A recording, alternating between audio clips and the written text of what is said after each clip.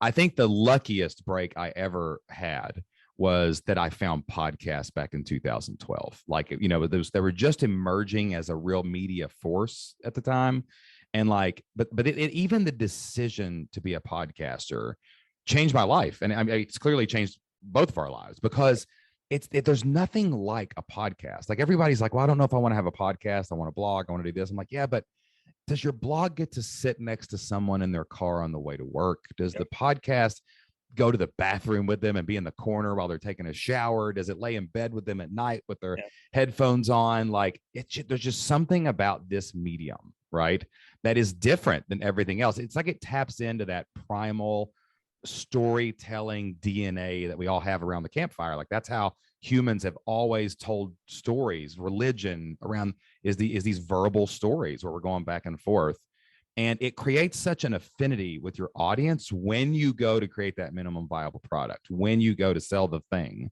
People are ready to buy the thing. It's not like they're reading about it. It's not like they're watching a video on YouTube that they're flipping through TikTok.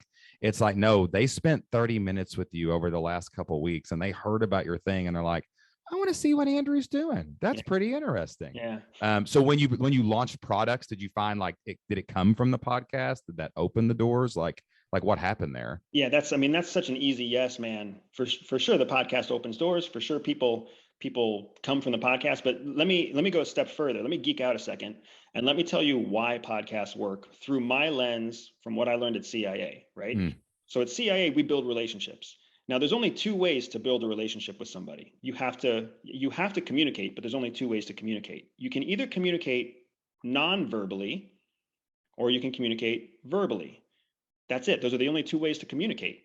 Well, nonverbal communication is 4 of the 5 senses. You can communicate with touch, you can communicate visually, you can communicate with taste and flavor, right? You can communicate with smells. The only way to communicate verbally is with your voice. And that means the only way someone can interact with your communication is with their ears. That's the only form of verbal communication. And there's only 2 ways to communicate, verbally and non-verbally. So as a result of that paradigm, the human brain places a higher default level of trust on verbal communication. It's why CIA teaches us a foreign language. They don't teach us to be fluent. The movies lie to you when they try to make it look like we speak 5 languages with perfect accents. No.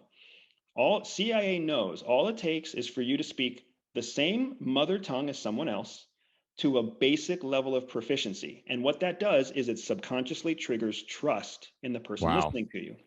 It's just human nature.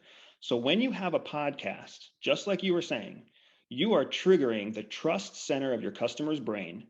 If they like what they're hearing, if they believe what they're hearing is true or even relevant to them, they're projecting that authenticity and that authority onto you subconsciously without even thinking about it. It's human nature. It's why you trust your children when they talk to you. You don't think they're lying to you right away. Even if you think they are lying to you, your instinct still tells you, I should trust them. I should trust them. I should trust them, because they're verbalizing their communication to you. It's why we all have a hard time detecting when people are lying to us, because our core center is convincing us to trust them first because we hear their communication. No YouTube video is ever going to do that. No picture on Instagram is ever going to communicate that trust like the human voice. So you and I stumbled into this awesome tool that, yes, you're in their ear in the shower and in the car and everywhere else. But what we're not taking into account is the fact that we are conveniently close to them and speaking in the most trustworthy form for the way the human brain works.